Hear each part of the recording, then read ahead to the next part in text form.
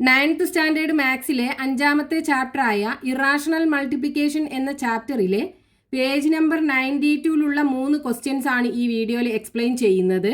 First question, all red triangles in the picture are equilateral and of the same size. What is the ratio of the sides of the outer and inner squares? ഈ ഫിഗറിനകത്ത് കാണുന്ന ഈ red triangles ഒക്കെ equal സൈസിലുള്ള equilateral triangles ആണെന്ന് തന്നിട്ടുണ്ട്. ഇനി ഇവിടെ കാണുന്ന ഈ വലിയ സ്ക്വയർ ഉണ്ടല്ലോ, ഇതിൻ്റെ സൈഡ് ലെങ്ത്തിൻ്റെയും ഇന്നറിൽ കാണുന്ന ഈ ഗ്രീൻ കളറിലുള്ള ചെറിയ സ്ക്വയറിൻ്റെ സൈഡ് ലെങ്ത്തിൻ്റെയും കൂടെ റേഷ്യോ ആണ് കണ്ടുപിടിക്കാൻ പറഞ്ഞിട്ടുള്ളത്. നമുക്കിവിടെ ക്വസ്റ്റ്യനകത്ത് ഈ ഈക്വലാറ്ററൽ ട്രയാങ്കിളിൻ്റെ സൈഡ് ലെങ്തോ അല്ലെങ്കിൽ സ്ക്വയറിൻ്റെ സൈഡ് ലെങ്തോ ഒന്നും തന്നിട്ടില്ല. നമുക്ക് ഈ രണ്ട് സ്ക്വയറിൻ്റെയും കൂടെ സൈഡ് ലെങ്ത്തുകളുടെ റേഷ്യോ കണ്ടുപിടിക്കണം എന്നുണ്ടെങ്കിൽ ആദ്യം ഈ രണ്ട് സ്ക്വയറിൻ്റെയും സൈഡ് ലെങ്ത്തുകൾ കണ്ടുപിടിക്കണം. ഈ വലിയ സ്ക്വയറിൻ്റെ സൈഡ് ലെങ്ത് എങ്ങനെ കണ്ടുപിടിക്കാം? ഇവിടെ നോക്കൂ, ഇത് ഈക്വലാറ്ററൽ ട്രയാങ്കിൾ ആണെന്ന് തന്നിട്ടുണ്ടല്ലോ. അപ്പോൾ ഇവിടെ ഈ ലെങ്ത് നമ്മൾ എടുക്കുകയാണെന്നുണ്ടെങ്കിൽ ഇവിടെ നമുക്ക് രണ്ട് ഈക്വലാറ്ററൽ ട്രയാങ്കിൾ ഉണ്ടല്ലോ. ഈ ഈക്വലാറ്ററൽ ട്രയാങ്കിളിൻ്റെ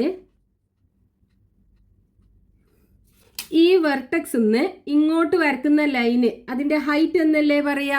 ഈ ഹൈറ്റ് നമുക്ക് കിട്ടിക്കഴിഞ്ഞാൽ ഇവിടുന്ന് ഇങ്ങോട്ടുള്ള ഹൈറ്റും സെയിം ആണല്ലോ, രണ്ടും ഈക്വലാറ്ററൽ ട്രയാങ്കിൾ ആണ്. അപ്പോൾ രണ്ടിൻ്റെ ഹൈറ്റും ഈക്വൽ ആയിരിക്കും. അപ്പോൾ അത് രണ്ടും കൂടെ ആഡ് ചെയ്താൽ ഇവിടുന്ന് ഇങ്ങോട്ടുള്ള ലെങ്ത് നമുക്ക് കിട്ടുമല്ലോ. പിന്നെ ഇത് ഈക്വലാറ്ററൽ ട്രയാങ്കിളിൻ്റെ സൈഡ് അല്ലേ, എന്നിട്ട് ഇത് രണ്ടും കൂടെ ആഡ് ചെയ്താൽ നമുക്ക് ഈ വലിയ സ്ക്വയറിൻ്റെ സൈഡ് ലെങ്ത് കിട്ടും. ഇവിടെ നമുക്കൊരു റൈറ്റ് ആംഗിൾഡ് ട്രയാങ്കിൾ കാണാം അല്ലേ. ഈ ട്രയാങ്കിളിനകത്ത് പൈതഗോറസ് തിയറം അപ്ലൈ ചെയ്തിട്ട് ഈ ഈക്വലാറ്ററൽ ട്രയാങ്കിളിന്റെ ഹൈറ്റ് കണ്ടുപിടിക്കാം. അപ്പൊ ഇതിന്റെ ഈ ഓപ്പോസിറ്റ് വെർട്ടെക്സ് നിന്ന് ഈ ബേസിലേക്ക് വരക്കുന്ന ഈ പെർപെൻഡിക്കുലർ ലൈന്, അതായത് ഹൈറ്റ് എന്ത് ചെയ്യും, ഈ ബേസിനെ രണ്ട് ഈക്വൽ പാർട്ട് ആക്കിയിട്ട് കട്ട് ചെയ്യുമല്ലോ. അപ്പൊ ഈ ലെങ്ത് നമ്മൾ എക്സ് എന്ന് കൊടുക്കുകയാണെന്നുണ്ടെങ്കിൽ ഈ ലെങ്ത്തും എന്തായിരിക്കും, എക്സ് ആയിരിക്കും. അതായത് ഈ ഈക്വലാറ്ററൽ ട്രയാങ്കിളിൻ്റെ side length x plus x 2x ആയിരിക്കും. അപ്പോൾ ഇവിടെ നമുക്ക് 2x കൊടുക്കാം.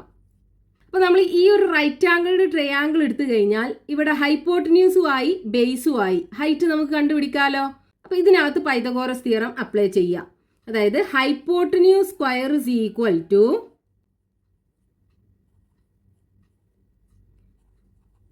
Base square plus height square. നമുക്ക് ഹൈറ്റ് അല്ലേ വേണ്ടത്.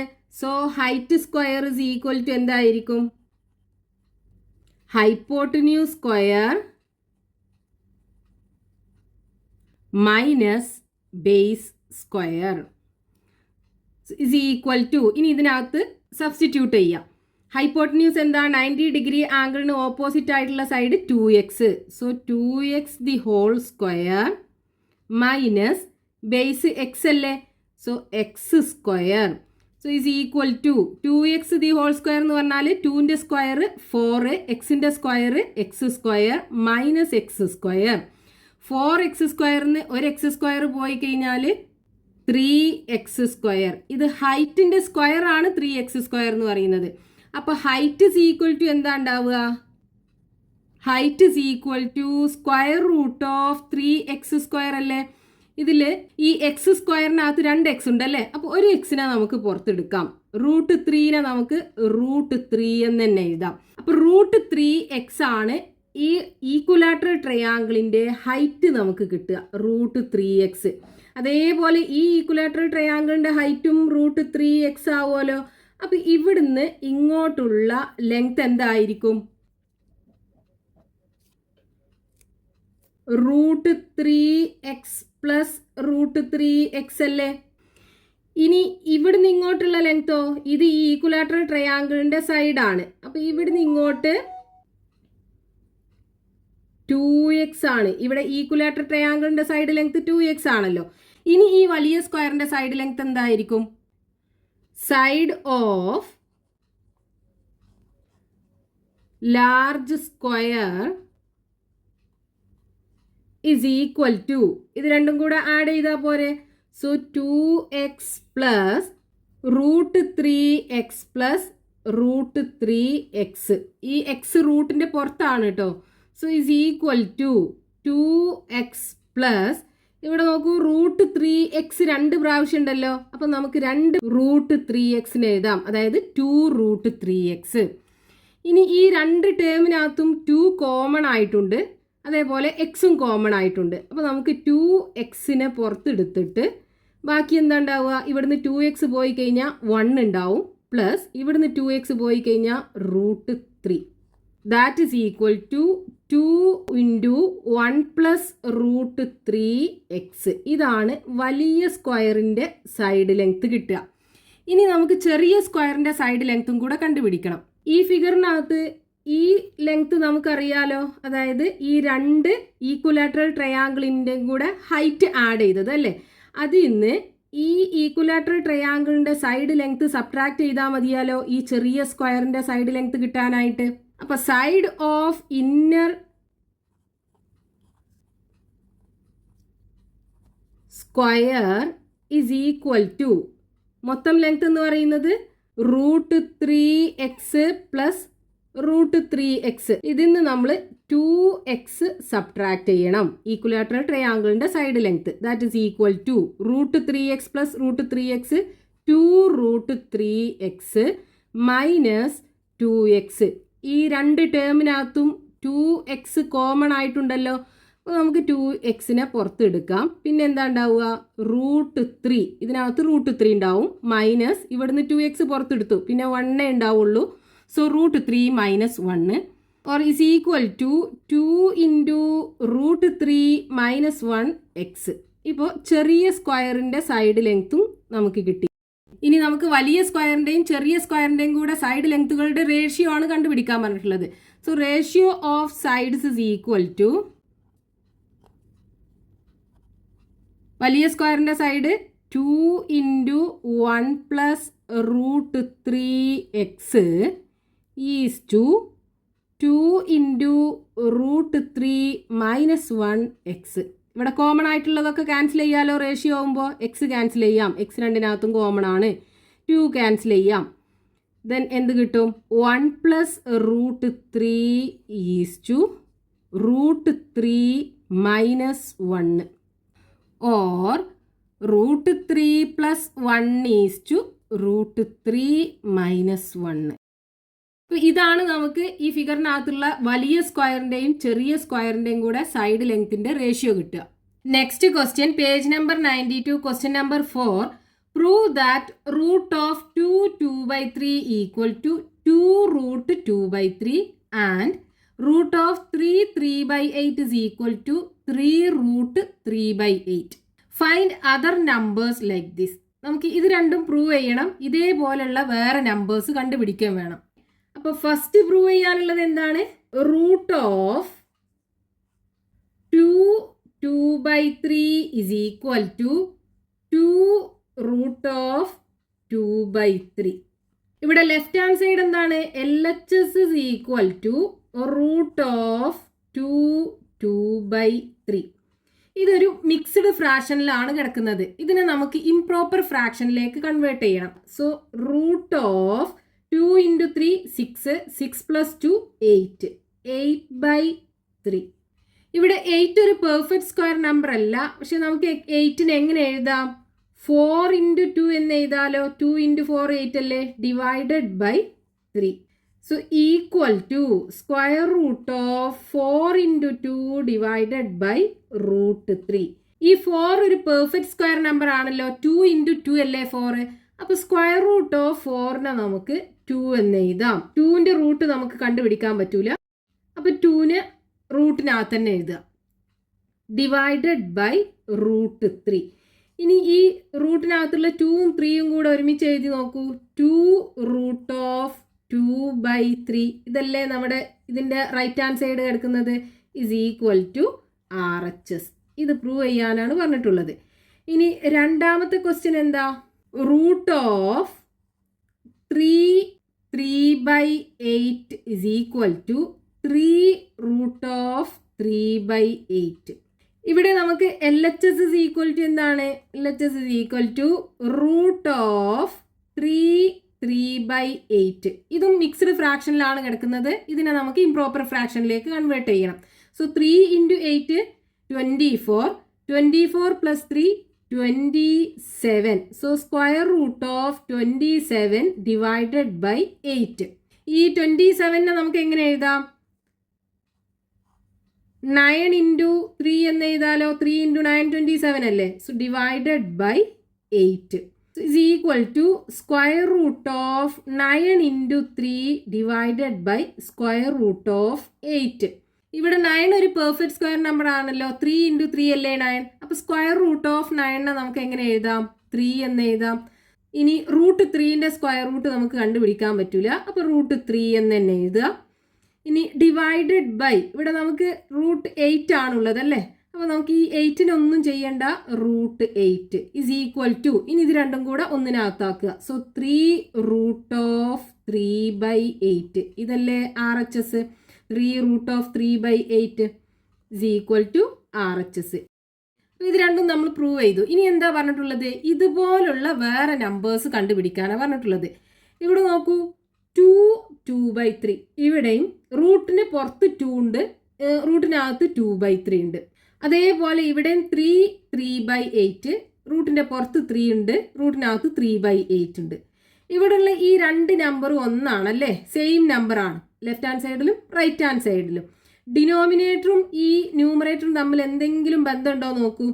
ഇവിടെ 3 ഇൻറ്റു 3 9 അല്ലേ. 9 1 പോയാലല്ലേ 8 കിട്ടുക. അതേപോലെ ഇവിടെ 2 ഇൻറ്റു 2 4 അല്ലേ. 4 1 പോയാലല്ലേ 3 കിട്ടുക. അതായത് ഇവിടെ ഈ നമ്പറിൻ്റെ സ്ക്വയർ അല്ലെങ്കിൽ ഇത് രണ്ടും കൂടെ മൾട്ടിപ്ലൈ ചെയ്ത് കിട്ടുന്ന പ്രൊഡക്റ്റ് നിന്ന് 1 കുറച്ചതാണ് ഇതിൻ്റെ ഡിനോമിനേറ്റർ. അപ്പോൾ ഇതേപോലെ നമ്മൾ നമ്പർ എഴുതുകയാണെന്നുണ്ടെങ്കിൽ നമുക്ക് എങ്ങനെ കിട്ടും? ഇപ്പോൾ 4 ആണെന്നുണ്ടെങ്കിൽ 4/4ൻ്റെ സ്ക്വയർ എത്രയാണ്? 16 അല്ലേ. 16 1 പോയാൽ 15 അല്ലേ. Square root of 4/15 is equal to എങ്ങനെ എഴുതാം? 4 ഇൻറ്റു റൂട്ട് ഓഫ് 4/15.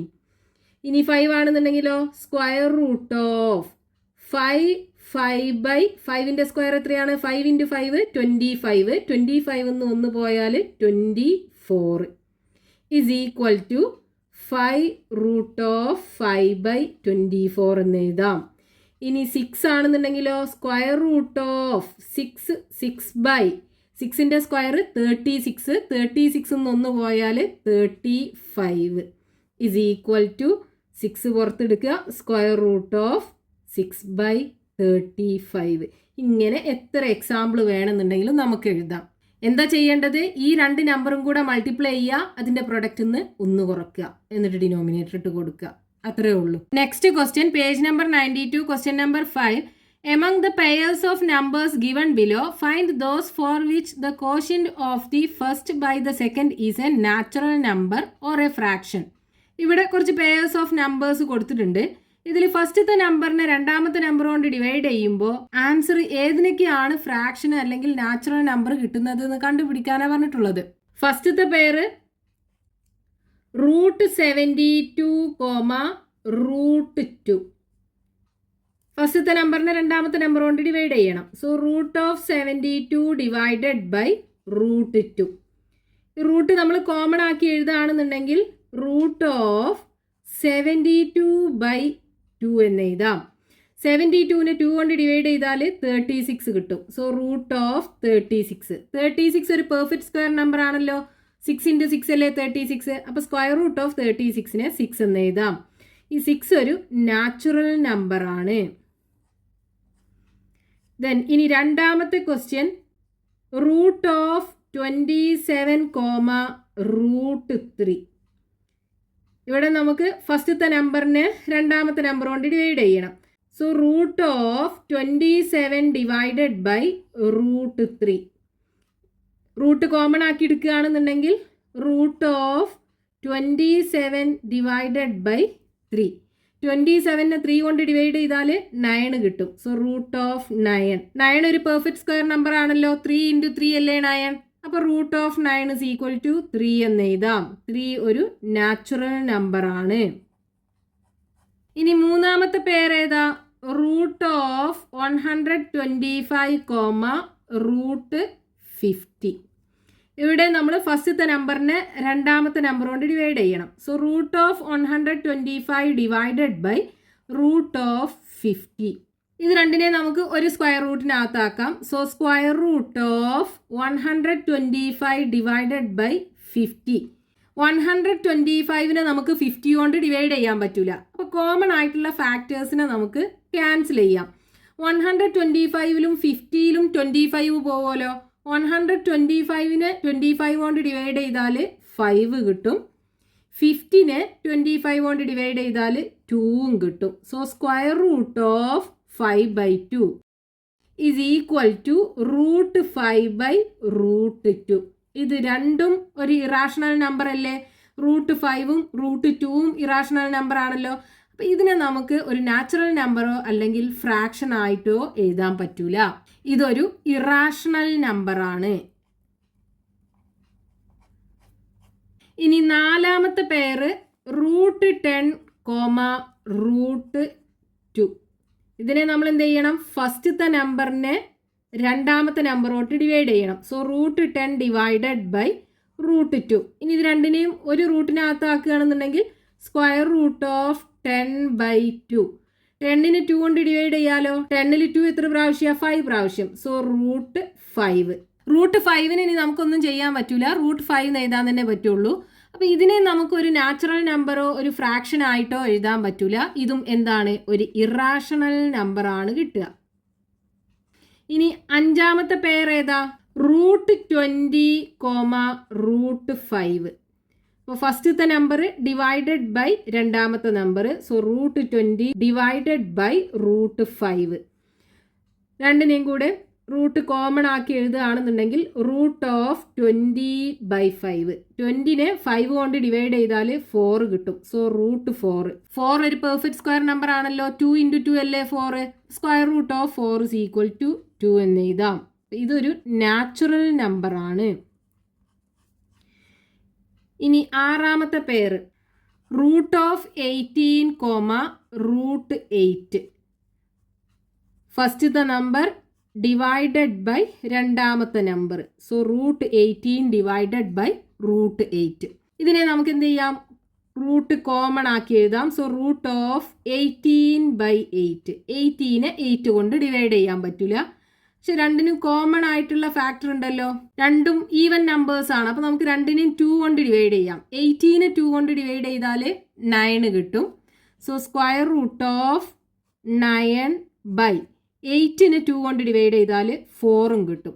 9ഉം 4ഉം ഒരു പെർഫെക്റ്റ് സ്ക്വയർ നമ്പർ ആണല്ലേ. 3 × 3 ആണ് 9. അതുപോലെ 2 × 2 ആണ് 4. അപ്പോൾ സ്ക്വയർ റൂട്ട് ഓഫ് 9നെ നമുക്ക് എങ്ങനെ എഴുതാം? 3 എന്ന് എഴുതാം. അതേപോലെ സ്ക്വയർ റൂട്ട് ഓഫ് 4നെ 2 എന്ന് എഴുതാം. സോ 3/2. ഇതൊരു ഫ്രാക്ഷൻ ആണ്.